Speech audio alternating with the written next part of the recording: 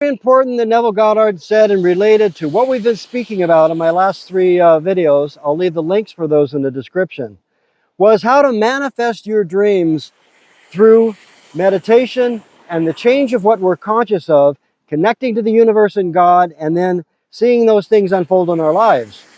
But a key in that process was being able to take in an imaginal event, something that would imply that you already have that career, that job, that partner, that special person in your life. They're already with you. A very brief scene.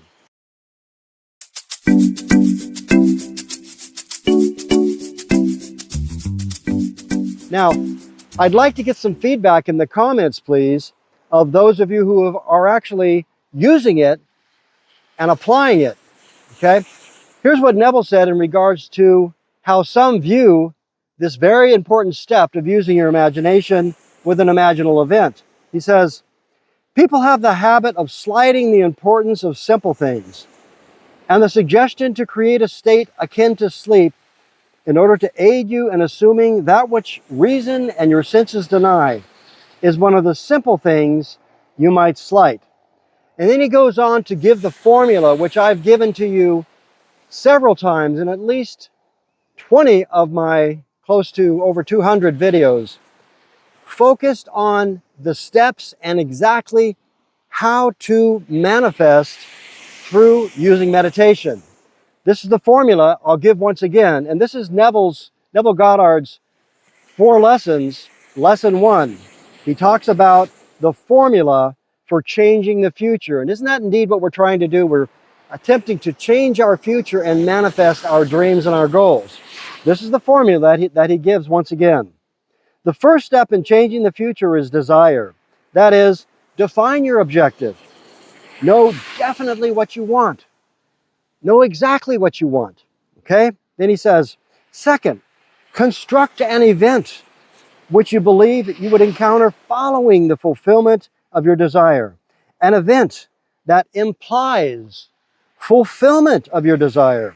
Something which will have the action of self-predomination. In other words, self-predominant. You have to be involved in the middle of that imaginal scene. You know that from watching my video on visualization. I'll leave that for you here. And also my other 2 videos that I did the last 2 weeks that have led up to my meditation video, which I just gave you a few days ago.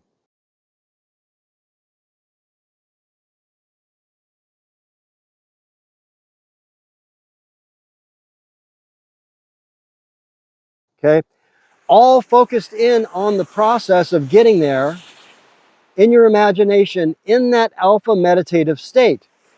What separates this meditation technique from other meditations, beautiful meditations that you see online, even the amazing ones that Joe Dispenza gives, which I highly recommend, is they don't have you actually imagine a specific scene that would imply that you already have that new job. You're in it.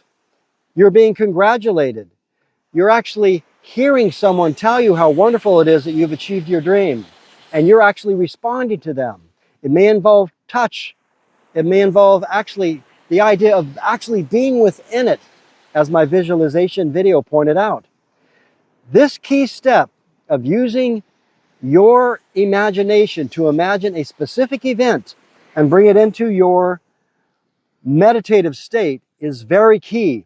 And that's what I did in my meditation. If you'll go back and watch that again and watch to the end, watch the entire 15-minute meditation.